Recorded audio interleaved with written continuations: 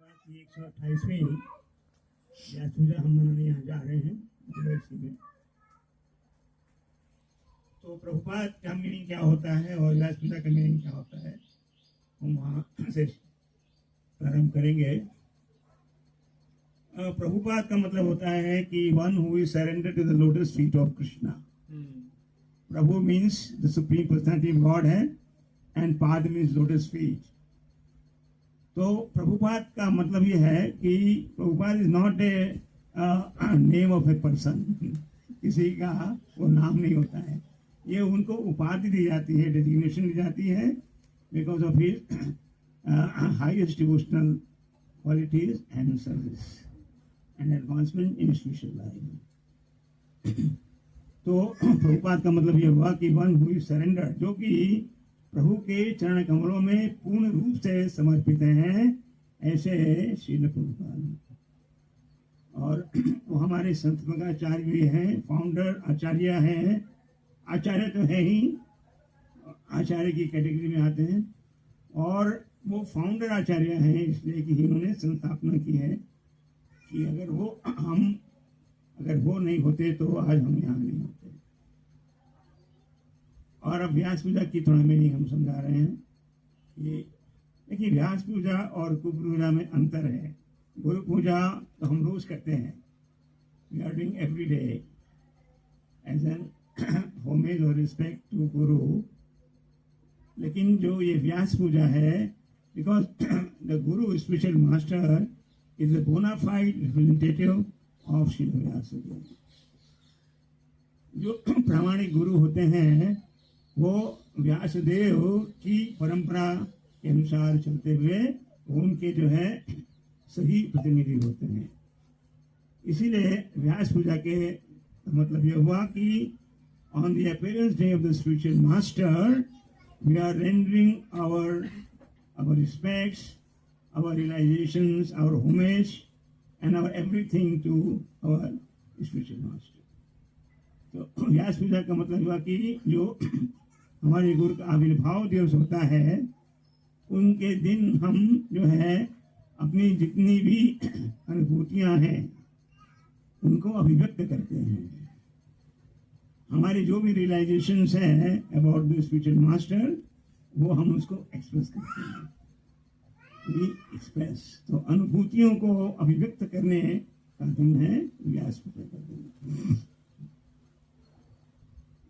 सो व्यास पूजा श्री व्यासदेव की परंपरा में श्री व्यासदेव हैं, फिर नारद जी हैं, ब्रह्मा जी हैं, इस तरह करके जो है ब्रह्म गौड़ी समुदाय है। तो उसमें श्री प्रभुपाद जी आचार्य आते हैं। उनके जो गुरु हैं श्री भक्ति सिद्धांत सरस्वती ठाकुर, वो बड़े नामी आचार्य हैं। और गौर किशोर दत्त बाबा जी महाराज, श्री भक्ति विनोद ठाकुर, जगन्नाथ जी बाबा जी महाराज, इस तरह करते करते हम जब आते हैं तो चैतन्य महाप्रभु, उनके गुरु ईश्वरपुरी, उनके गुरु माधवेंद्रपुरी। तो ये परंपरा माधवेंद्रपुरी से चलती हुई आ रही है। और श्री प्रभुपाद जी उसमें चाहे 32वें या 34वें आचार्य है।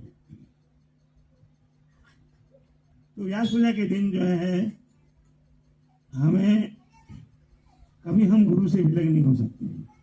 शिष्य कभी भी गुरु से विलग नहीं हो सकता। शिष्य के चले जाने के बाद भी उनकी वाणी रहती है। तो एक होता है वपु, एक होता है वाणी। तो आचार्य की जो वपु है, जब तक है तब तक उनकी हमें सेवा करनी है।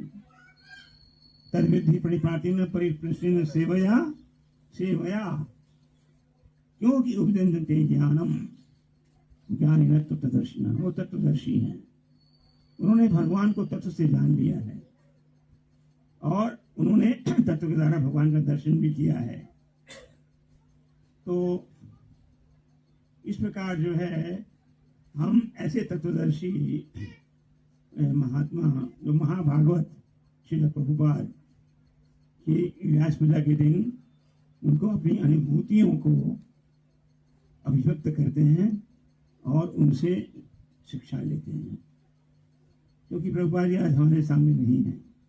बपू के लेकिन वाणी में हमारे साथ है, उनके लेक्चर्स हैं, उनके बुक्स हैं, बुक्स ऑफ द बेसिस, तो हम उनसे हम इंस्ट्रक्शन ले सकते हैं।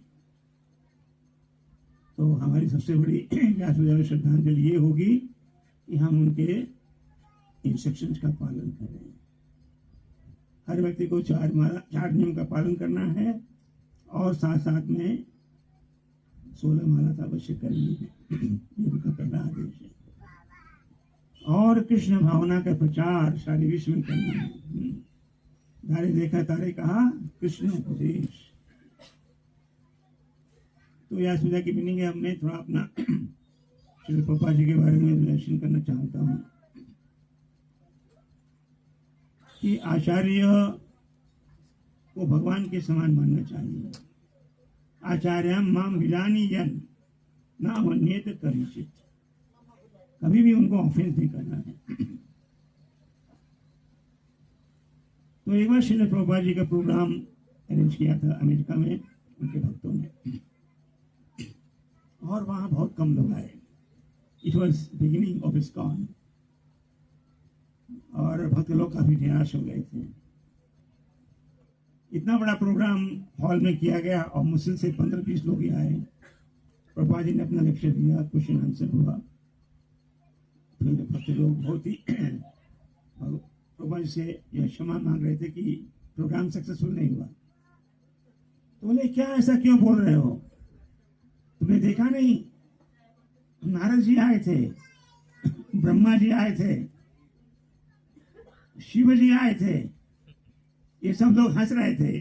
बोले क्यों हंस रहे थे, बोले आपने इन मलेच्छों को भी जो है कृष्ण भक्त बना दिया।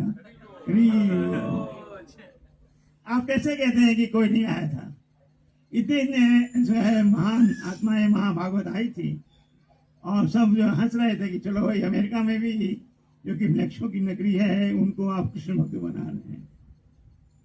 तो ये एक ऐसा एक इंसिडेंट है। और श्रील प्रभुपाद जी ने हमें 108 मंत्र दिए थे और 5000 से ज्यादा डिसाइपल्स दिए थे। तो एक बार ऐसा हुआ था बिटवीन 72 एंड 75 कि मायापुर, वृंदावन और जुहू टेम्पल तीनों का निर्माण कार्य एक साथ हो रहा था। प्रभुपाद की इच्छा थी, प्रभुपाद बोलते थे कि बॉम्बे इज माई ऑफिस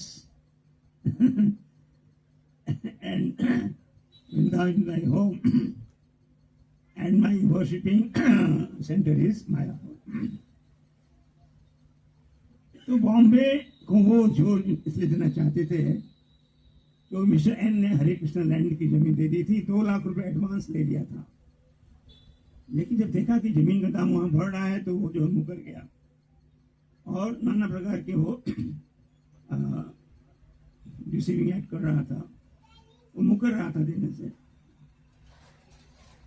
तो एक बार उसने कहा कि 6 महीने के अंदर तुमने डॉक्यूमेंट नहीं साइन किया इस्कॉन ने, इसलिए मैं कल जो है कल ही का कल आपका मंदिर तोड़ देता हूँ, आपकी डीटी तोड़ देता हूँ, चला ऐसा करके चला गया।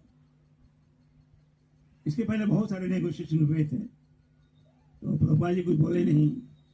उसी रात उसको हार्ट अटैक आया, he was admitted into the hospital और 2 हफ्ते के बाद उसका देहांत हो गया। Anybody who is trying to play with Krishna,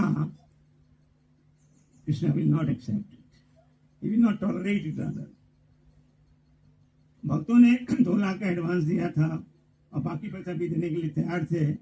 जमीन का दाम बढ़ गया तो मुकर गया। तो उसकी पत्नी जो थी मिसेस एन, उसने भी कोई सपोर्ट नहीं किया।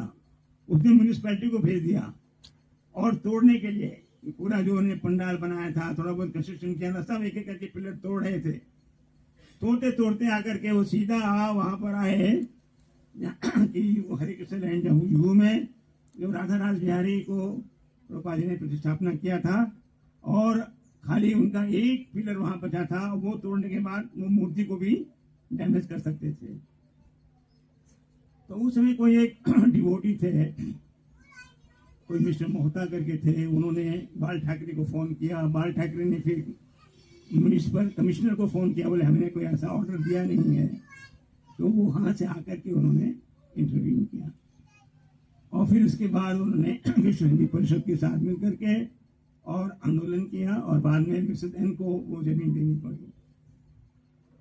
मैंने यहाँ तक कि प्रभुपाद जी जहाँ भी जाते थे उनका ध्यान बॉम्बे में रहता था कि ये हरे कृष्ण लैंड, क्योंकि बॉम्बे जो है is a financial capital of India और वहाँ पर हजारों लोग आएंगे। आज भी आप जाइए तो जुहू में शाम को हजारों लोग रहते हैं आरती में, not even 100, they are in thousands.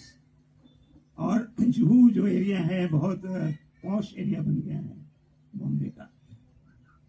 तो प्रभुपाद जी की कल्पना थी कि वहाँ इंटरनेशनल गेस्ट हाउस होगा, बड़ा सा 5 स्टार होटल होगा।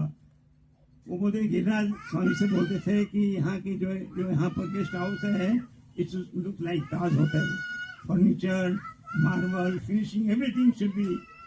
वो कॉम्प्रोमाइज नहीं करते थे क्योंकि बोलते थे Bombay should is a landmark, actually हमारा शो केस होना चाहिए इस्कॉन का। आज प्रभुपाद जी की कृपा से हजारों लोग आते हैं। वृंदावन का कार्य भी चल रहा था, वहाँ भी पैसे की बहुत कमी थी। मायापुर में तो बहुत प्रॉब्लम थी, वहाँ पर बहुत लोग आ गए थे स्क्वेटर्स मुस्लिम से, उनको निकालने के लिए बहुत ही मुसीबत थी। तो भवानंद महाराज, जयप्रताप महाराज ने बहुत संघर्ष किया, यहाँ तक कि जयप्रताप महाराज को तो गोली भी लगी, उन्होंने गोलियां चलाई थी। लेकिन देखिए आज कितना बड़ा मायापुर में आप अगर जाएंगे तो लगता है कि पूरा किंगडम ऑफ गॉड है, भगवान की नगरी है, परम धाम जैसे लग रहा है। सुशील प्रभुपाद जी ने वृंदावन, मायापुर और बॉम्बे हरे कृष्ण लैंड तीनों का एक साथ उन्होंने कंस्ट्रक्शन शुरू किया था। He could not inaugurate Bombay temple but actually उन्होंने मूर्तियों को राधा राज बिहारी को प्रतिष्ठापित किया था। लेकिन सबसे बड़ी the biggest contribution of Srila Prabhupada is the books. आज उनकी जो किताबें हैं Srimad Bhagavatam, Bhagavad Gita, there are more than 80 books are there and उसकी 100 से अधिक भाषाओं में अनुवाद हो गया है। तो हमें चाहिए आज 128वीं उनकी जो व्यास पूजा है, हमें ये संकल्प लेना चाहिए कि हम श्रीमद् भागवतम और श्रीमद् भगवद गीता को पढ़ें, और जब तक हम पढ़ेंगे नहीं तो कैसे उसका ज्ञान दूसरे को देंगे। तो श्रीमद् भागवतम में 18,000 वर्सेस हैं। मैंने ये पहले भी कहा है और भी मंदिरों में कि we should form study groups of 5 to 10 devotees to start reading the books and try to complete in 3 to 4 years time। और हम जैसे जैसे पढ़ रहे हैं वैसे स्कोर भी हम दे सकते हैं अपने रेस्पेक्टिव टेम्पल्स को, कि आज हम 5 लोग ने अपने 3 चैप्टर पढ़ा, 4 चैप्टर पढ़ा। इस तरह करके प्रभुपाद की पूरी किताबों को हम पढ़ सकते हैं, खासकर श्रीमद् भागवतम को। ये प्रभुपाद जी की बुक्स जो है, books are the basis. Prabhupada ji को आनंद आता था कि जब वो रामेश्वर जी चिट्ठी लिखते थे कि हाँ आज हमने जो है चैतन्य चेतामृत का पूरा कंप्लीट कर लिया है, 3 वॉल्यूम जो है आदि लीला, मदीना और सब प्रकाशन हो रहा है, तो आज बहुत प्रसन्न होते थे। इस प्रकार भागवतम का पूरा नहीं कर पाए प्रभुपाद जी, 10वें स्कंद का केवल 3 चैप्टर कर पाए। उसके बाद वो जो है विद्यानंद गोस्वामी ने उनको उसका अनुवाद किया। लेकिन उनकी इच्छा थी कि भागवतम जो है वो विश्व के हर लाइब्रेरी में, हर कॉलेज में, हर यूनिवर्सिटी में, हर स्कूल में उसका जो है वो पढ़ी जाए, उसको रखी जाए। तो आज हम संकल्प लीजिए कि सभी लोग श्रीमद् भागवतम का पठन पाठन करेंगे और उसको पढ़ने के बाद हम जो है और लोगों को भी उसको सिखाएंगे। इसके लिए आप लोग स्टडी BYC में कम से कम नहीं तो हमें 3 या 4 ग्रुप होने चाहिए, 5-5 डिवोटीज के, जो कि श्रीमद् भागवतम पढ़े। एक ग्रुप में पढ़ सकते हैं, कम से कम 4-5 हों, और पढ़ करके उसके जो भी रिलाइजेशन को नोट कर सकते हैं, क्वेश्चन आंसर आपस में कर सकते हैं, आदान प्रदान, और इस तरह करके हम पूरा भागवतम जो है 2-3 साल में कंप्लीट कर सकते हैं। श्रील प्रभुपाद व्यास पूजा की